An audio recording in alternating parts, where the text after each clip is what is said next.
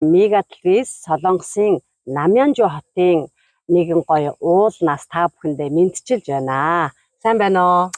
За сайн байна уу? Өдрийн мэнд хүргэе. Өдрийн мэнд хүргэе. Өнөөдөр манай зочин бол эх орноос маань ирсэн ийм хүн байгаа. Тэгээ та өөрийгөө танилцуулах уу?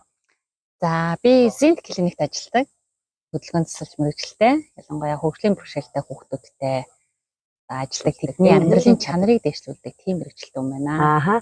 За манай Ган чимэг эмчийг бол ер нь олон хүмүүс Хака гэдэг нэрээр нь их сайн мэддэг.